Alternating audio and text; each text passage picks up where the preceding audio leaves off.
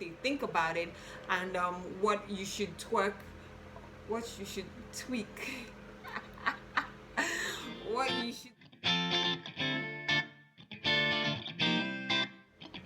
So, um, like I said, quite a few questions and everything, just trying to put them all in one. Now, a lot of people are really worried about, income, and, what if people are not going to work um, for another couple months? What exactly is possible? What exactly are they going to do? Because if you're not going to work, the chances that companies are going to keep paying is very limited. So what are the things that people can invest in? What are the things that people can start doing? So there's a long list, and this on its own should be like a whole segment, but I just want to touch on it. One of the first things you can do is, if you have over 1,000 followers or 2,000 followers and stuff, you can try micro influencer marketing. So there are some apps that allow you to be able to get jobs. You sign up, you get jobs from micro influencer jobs and things like that, and you just kind of start earning.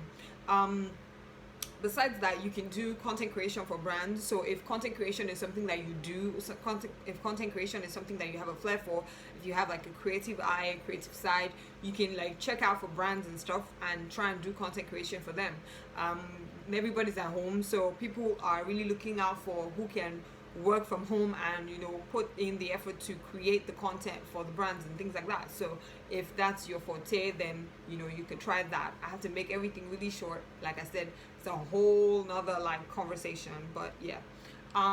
You can also do email marketing. So you can sign up to like do email marketing for brands. You can just decide that email marketing is the segment that you do. Brands are looking to make sure that they're still having a conversation with their customers. So you can decide that that's what you do for brands or small businesses and things like that. Another one is affiliate marketing. You can sell for other brands, drop shipping and things like that. You can also do social media marketing, but only if you actually know how to get it done. If you don't know, there's so many places to read up, so many videos to watch, so many places to learn, so many free courses and everything like that. You should take one of those if you don't already have the knowledge. Another one is caption writing. Like there's actually a thing called caption writing. Like all you do is write captions for people, and they pay you money.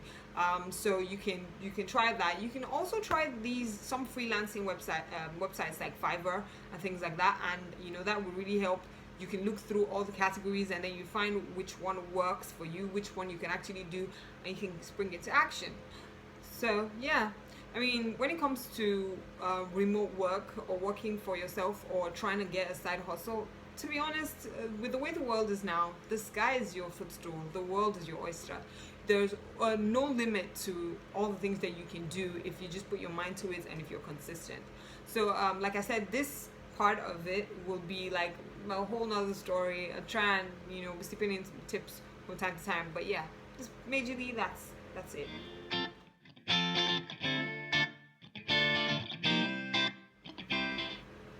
So there was a question that came that was kind of unique, kind of stood out, and it was about social media listening and monitoring. You can just lump them together. And the question was about what tools I'd recommend for social media listening and reporting. So I want to start first by like explaining what social media listening is. I mean, we kind of all already do it, probably most of us who actually take social media seriously, but we maybe don't know that that's what we're doing. But basically, social media listening is when you track your social media platforms for mentions, conversations, and things like that that are related to your brand. You're tracking for engagement, and you're tracking for reach, things like that. Like you're basically just putting your ear out to see how far your message is going, who is listening, what they think about it, and what you should tweak for better performance of your products.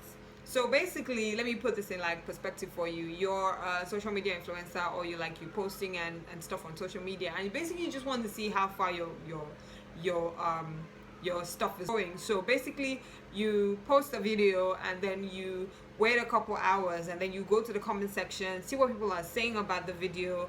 Do they like it? Do they not? Are they liking a lot? What's the engagement rate on that video? What's the reach on that video? What's the comments like? What the likes like? You know, is that video translating into any conversions, like email, like calls, and things like that? So basically you're monitoring, and then you're listening and trying to find out, okay, what do people actually think about the stuff I'm putting out? Now, you might not be able to find like people saying like with actual words, this is what I think about your stuff, but then you probably will be able to tell from that by the engagement rate of that post, or of those couple of posts, or of those kinds of posts. You'll be able to tell by the number of likes, you'll be able to tell by the number of comments, the kind of comments, who's commenting, you know, things like that. So that's basically social media listening is kind of about. Yeah. So there's most places you would hear that it's a two-step process. The first step is to kind of like monitor social media channels to check out for mentions of your brand, of competitor brands. So basically, the fact that nobody's saying anything about your brand doesn't mean that there's nothing to listen to, because they might not be saying anything about your brand, but if you have a competitor and they're saying positive or negative things about your competitor, then you can pick up that, oh, okay, yeah, if they're saying that about them, then I need to fix up, or what I'm doing is good, or what I'm doing is bad, or they're probably saying the same thing about me too. So you kind of know how to fix it. So yeah, about you're listening to mentions and conversations about your brand, about your competitors, about your products, about you know, related keywords, basically everything that relates to your business. You're listening to, you know, you're listening and monitoring what the conversations about your related products and your related activities center on. Are they positive? Are they negative? Are they indifferent? You know, so that's the first step. The second step is to analyze the information and then use it to kind of like learn what to do. So you hear, oh, they don't really like, okay, I sell shoes. People are not really into wedges. People prefer 5-inch heels, 6-inch heels. Okay, fine. So I'm going to dial down on like the wedges I'm selling and sell more 5-inch heels, 6-inch heels. Or people like, you know, sneakers. Like sneakers are so in fashion, and you know, everywhere somebody wears like white pair of sneakers, everybody be like going crazy. Okay, fine. Like I don't get what the craze is about, but since people like it, I'm gonna stock more on that. So it's kind of like a trend. Or you make food and somebody, your competitor, did something super amazing, and you know, puts, you know, helped somehow, or you know, maybe it was the customer service, maybe it was the packaging, maybe it was the delivery, maybe it was the tidiness, maybe it was the, you know, taste. And you're like, okay, great. So this is what people like. This is what people are inclined to. So yeah, I'm going to do more of this and less of that. How can I make it better? How can I tweak it? You know, things like that. So that's basically what social media listening is about. Now, not to make this too long, the tools I would recommend. Okay, I'd say again that this is like a whole nother conversation, like a long conversation. But the tools I'd recommend, the very first tool I'd recommend, to be honest, is Hootsuite. Now, more than the fact that Hootsuite helps you to, you know, upload your stuff, like schedule your posts and things like that, it also helps you manage like a bunch of social media channels like on one dashboard. So there's that advantage.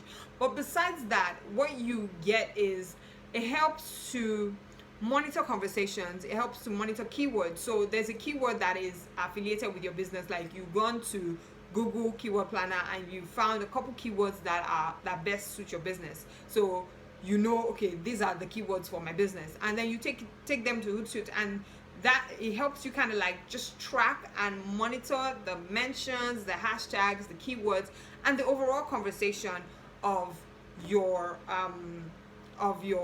business, or business that are like yours. Now, along with all of this stuff that Hootsuite does, it actually helps you spotlight advocates, influencers, and other people that kind of like buy into your idea, buy into your product, because they are talking about it, and you can use the tool to locate who and who is talking positively about it. And even if they're talking kind of negatively about it, you can approach them and be like, okay, so what are the things you think I can fix? And then you go fix them, and then those people will become allies for your business. You can use them to run campaigns for your business. So there is no limit to how far you can build your business when you're actually listening to what your clients are talking about. So well, pretty much that's all that kind of answers all the questions that I got. I mean, it's a really long video. I really hope I got to your question. However, if you still have more questions, you can always send me a DM or an email or a mention on Twitter or Instagram or whatever. Really, reach me wherever, however, and I'm here to help. Until next time, though, bye.